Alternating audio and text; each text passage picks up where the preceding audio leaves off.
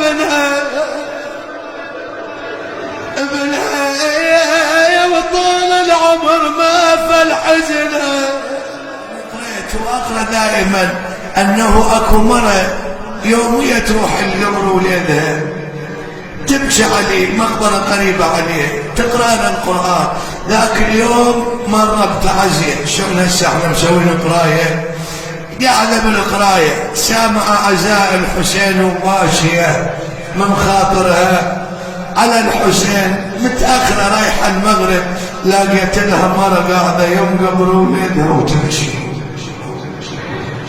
جنابك الكلام هذا عندك عقيدة فيه بتمسك فيه، لو يدخل منا ويطلع منا، لو حاسب نفسك فالشيء انت او هالكلام هذا مو عقلي وشهاده وغيره، ترى مني هيك شيء.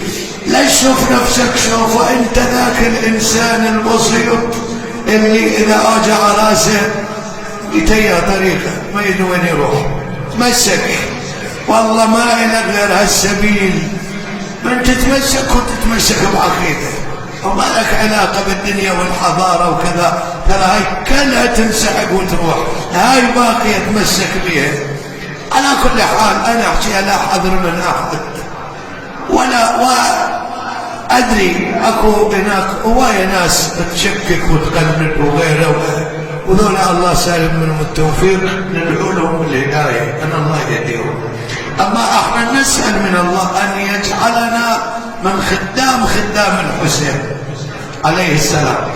يقول لي قلت لها مرة قاعده يوم قبر ابنها وتمشي، قالت لها اختي ترى انت منتهيه اذا عندك قبر مو هذا قبر وليدي، واليوم اجي بس اليوم شغلني عزاء الحسين. قالت لها ادري بهذا قبر ابنك عجيب، تدرين زين شلون اجيت شنو جابك؟ قالت لها انا جيت ابكي على ابنك مثل ما تبكين على ابني. ايش الخطير؟ كل شيء بين بدين حتى دمعة العين، كلما تفعل تجازى. ما نشتغل عند واحد عادي، لا نشتغل عند الزهرة عند الحسين يضيع اجرك ابدا. زين منو انت ما عرفتك؟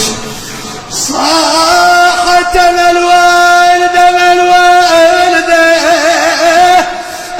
الوالدة المذبوح ابنها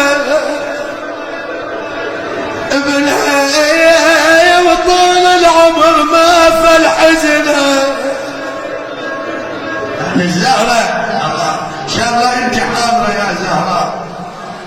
انا الوالدة يا حسين يا ابني يا من ريت ذبحك ذبحني، اسعدني على ابني التحب. شلون تسعدها هاي الولة، هاي الدمعة، هاي من تمشي، هاي الله، هاي سعادة الزهراء. انا الوالدة والقلب لافاين وادور عزبني وين ما شاء، ويلا يا على ابن الموت عطشان، ويلا على ابن اللعبت عليه الخيل ميدان. واحد من العلماء يقول رأيت الزهراء نصب لها كرسي لعالم الرؤية، وصعدت على الكرسي قرأت مجلس ما حفظت منه شيء، حفظت مجدا من الشطرين.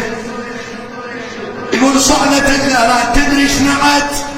قالت عجيب الشرب ما بشربته، عجيب يا ابو علي،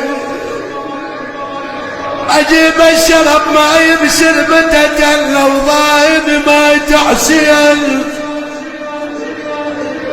تحسين ضايد وما شرب منه.